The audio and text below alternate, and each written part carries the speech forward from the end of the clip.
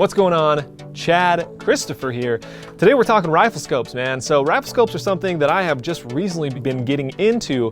I got a long range rifle and I've been learning all about the long range world, which is just so much more difficult than I ever knew possible. Luckily for me, I've been working with Crimson Trace for a little while here, doing their laser video. They sent out some lights, but they also mentioned that they made some new rifle scopes and they wanted to get them in my hands to test out. And I was like, are you guys crazy? I don't know anything about rifle scopes, but luckily for me, they trusted me. So they sent out 4 rifle scopes and I actually got to learn all about rifle scopes through their scopes, and their scopes are incredibly high quality. I actually got the chance to go out with a professional long-range shooter, the guy that you probably saw maybe some videos recently where he taught me how to shoot at 1,000 yards. He was fantastic, and he actually went through each of these scopes with me, kind of broke them down, and I got to see not only my personal kind of first impressions on using these and learning with these, but also a true professional's thoughts on them. So that was really cool. I will show that clip here in just a minute. I guess I should back up and let you know that Crimson Trace does in fact make high quality rifle scopes. I was super stoked to find that out. Now their range, I think their most inexpensive starts around $550 all the way up to about $2,000. So these are fantastic quality scopes. I think they fill the void nicely for people who maybe don't want to spend $3,500+ on a night force, but they want something that's going to really allow them, like me, to shoot out to 1,000 yards on their first time ever long range shooting. Or maybe some of these close range scopes, like this 1-4 that they let me test out. I threw it on my AR pistol and it was an absolute blast. So to give you a quick rundown of how their scopes are sort of categorized, they have sport and they have tactical scopes, and then they have 2 series, 3 series, and 5 series rifle scopes. Of course, with 5 series being sort of their most high-end, their most expensive scopes. Those 5 series scopes are coming with Japanese glass. They're coming first focal plane, so that reticle will grow with you as you zoom in and zoom out, so you can have precise hold points. One of my favorite things is they also customize their reticles. They didn't just throw a standard cross on there and call it good. I'll talk a little bit more about those reticles as we go into each scope. But it was really a blast to shoot on. And even Jim, the pro that I was out shooting with, commented on this reticle and said it's a pretty cool idea. I'm going to give you a quick overview of the 4 scopes so you can have an idea of sort of their magnification ranges, some of the tech specs of each, before I let Jim take it away and kind of really give his thoughts. And then I'll wrap it up with some of my thoughts at the end there. Getting into the first scope here, which is the 53-24. This was their most expensive in the lineup. They offer it with and without an illuminated reticle. Part of their 5 series lineup. It is a feature-rich 3-24, so that's the magnification range, which is great because you can be at 3 mag, which you can see everything. You're super wide. You can shoot at 25 yards and be just fine. You can also zoom all the way into 24 times magnification, which is a huge range. So at 1,000 yards, I was seeing that target pretty dang well. And then it is by a 56mm objective lens. What that means is that front lens is huge. The bigger that thing is, the more light that thing can gather and really brighten up all your images and things like that. And when you're zoomed in really far, you need a lot of light to be able to see what you're looking at. So that huge 56mm objective lens really helps to gather that light. Okay, so this is a premium long-range rifle scope that has been purposely built from the ground up. The scope's first focal plane and impressive Japanese ED glass clarity make for an unparalleled shooting experience. Advanced reticle that offers quick holdover points for windage and elevation. Exposed 0.1 mil tactical turrets, providing a precise and rugged feel when dialing for the most accurate of shots. So they do have 2 different focus rings, one to focus the reticle itself and one to focus what you're looking at, your target. And finally, a little note about the manufacturing. It is a single piece 34mm anodized aluminum main tube constructed to handle the most demanding environments. It is waterproof, fog-proof with coated lenses to protect from scratches, oil, and debris. Nitrogen purged and O-ring sealed. So it has all of the goods. It is nearly a $2,000 scope and it certainly feels that way. So that is the scope that I currently have on my long range rifle. That's the one that when I took out to 1,000 yards, that's the one I used. And I felt, it was a breeze to use. It made my first time shooting at distance very easy to understand. And overall, it was super crisp and clear. I was shooting right next to a night force. Like, when Jim was out there, he had his night force next to me. And as far as like clarity and things like that, like I felt great about this scope. Now I want to talk about the reticle really quick. The interesting thing about this particular reticle is it doesn't have the actual cross. Normally you have, one line here and one line here, and then it's got hash marks throughout. They just kind of did away with the full crosshair, which I love. It gives me, like, I can see more of my target. So it's just got kind of the dot in the center there, and then it's just got hash marks. So you can just hold over whatever hash mark you need to shoot at. There really is no need for that crossing line, right? It's just more things that are covering up your target. So I loved the ability to see through those hash marks and really hold exactly where I wanted to. Again, not being super experienced, I think it helped me be able to hold at that far of a distance. When Jim was telling me hold certain positions and things like that, I could do that extremely easily with this scope. So as I mentioned, that scope is in their 5 series lineup. It's obviously extremely high quality. That one with illuminator reticle is running for $2,000, and the one without the illuminator reticle is running for $1,850. So $150 difference there. So the next scope I got to play with was another of their 5 series lineup. It was their 3-18 by 50 scope. Again, this is first focal plane. So you've got 3-18 is your magnification range, 3 being super, super wide, and then 18, obviously magnifying in 18 times.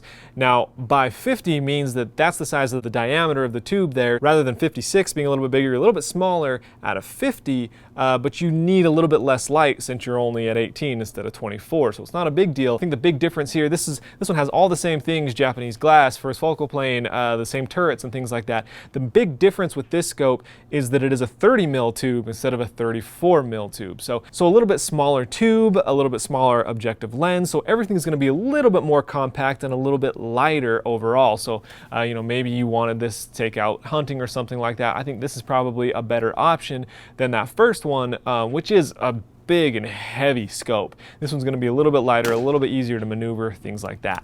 The next one I got to try out was part of their 2 series sport rifle scopes, and this one was 6-24 by 56.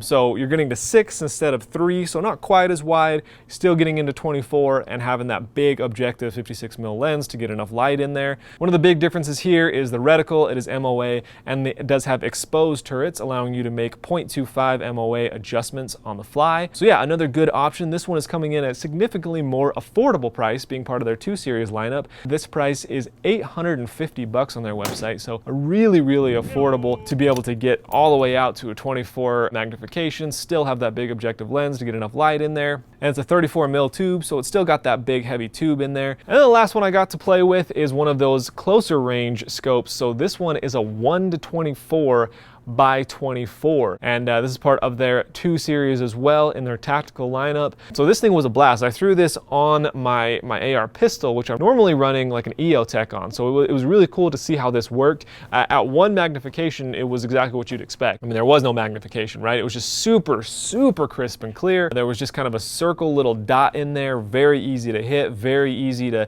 kind of zero in and to really nail what you were shooting at.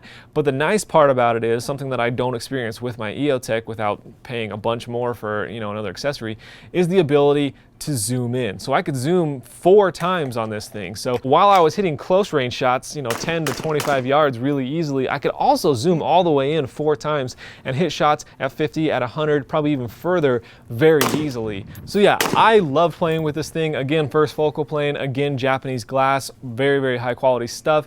This one's only coming in at $550, very, very affordable for this quality. Yeah, I had an absolute blast running and gunning with this thing. It has 0.5 MOA tactical turrets, and it does have an illuminated reticle as well. So for that price, this thing's hard to beat, and it's hard to explain just how crisp it looks when you're looking through that thing. You get used to looking through those long magnifications, you start seeing, maybe the heat of the barrel and kind of some environmental stuff, and it doesn't look quite as crisp. And then when you back out to a 1-4 scope, everything just looks absolutely crystal clear.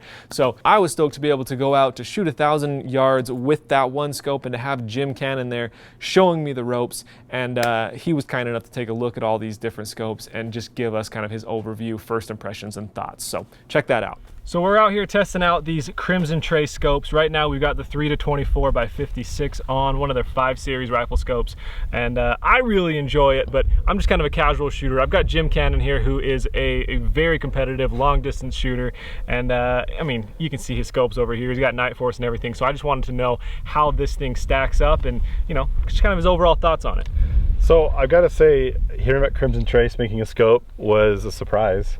It seems like a far off venture for them, but I think they did a great job. We proved it tracks really well. So from our 0 to dialing up to 1,000, it was, I mean, you hit your second shot, I think, or third shot.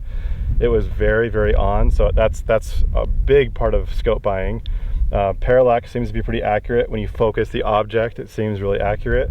It's really easy to zero the turrets out. You just loosen one of these set screws and you can just spin it over and set it back to 0.